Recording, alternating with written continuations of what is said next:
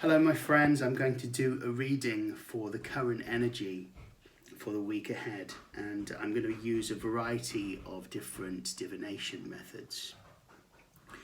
So I'm going to start with the Diana Cooper deck of angel cards, and the card that I chose was Surrender, and this is about what we need to do right now. I think we need to let go of trying too hard and trying to fix things and just allowing and waiting for an answer to come. And there's an affirmation that goes with this, is I surrender to the flow of life.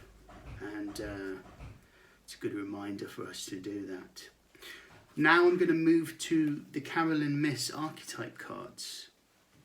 And the archetypes are energies that exist throughout the universe, like for instance the teacher is an archetype, and Carl Jung talked about the archetypes. Anyway, I chose the child eternal, and I chose it reversed, which means that the shadow aspect is in play right now. So we've kind of like lost touch with our childlike qualities. That's how I read this. Inability to grow up and be responsible, extreme dependency on others for physical security. So I talked another time about having a sense of authentic power over yourself and your sovereignty, and I think this is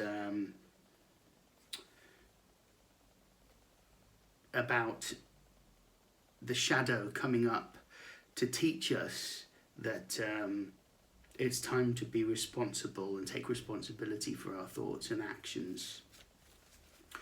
Now I'm going to move to Archangel Raphael, and Archangel Raphael is the angel of healing. He's also known as the saint of travelers, Saint Raphael. And the card that I picked was Unconditional Joy. For me, this is about reminding us to focus on being joyful as much as we can, despite the current situation. We can choose to be miserable, or we can choose to be joyful. And if you can't quite get to complete joy, just surrender and move more towards joy, or as much as you possibly can under the circumstances. I'm now going to move to the Florence Scovel Shinn, who's one of my favourite authors, Game of Life cards. And I'm going to read it to you. This is what I chose, the card, before I started filming. One must ever hold the vision of one's journey's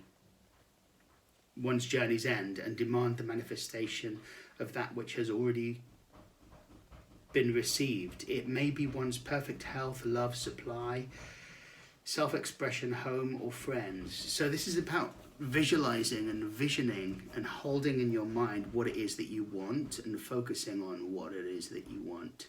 So despite current circumstances, keep a positive vision and keep your vision of where you want to go instead of where things are.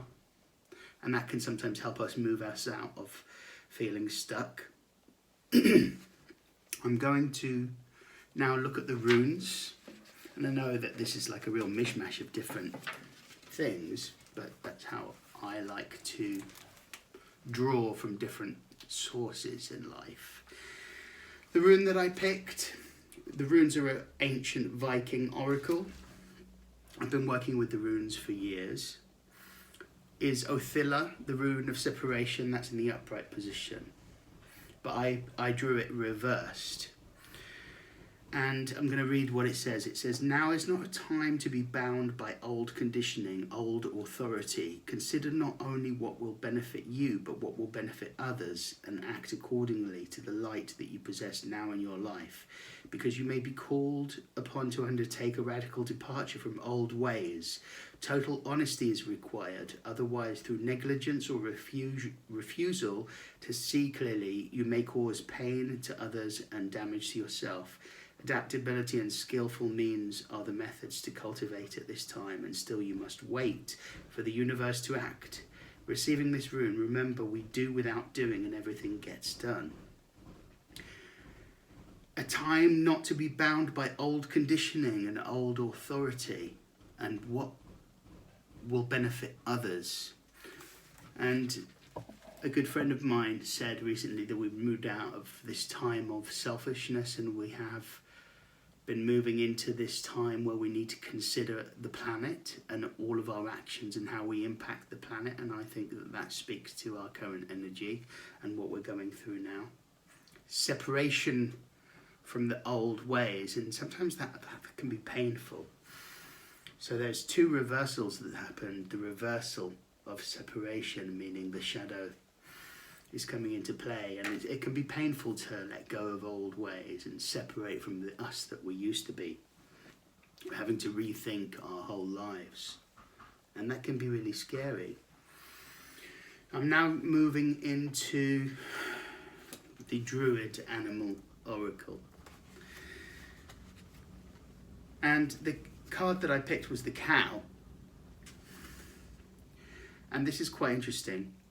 It wasn't reversed, it was in the upright position. It's about nourishment, motherhood, the goddess, so female energy, nurturing, if you like.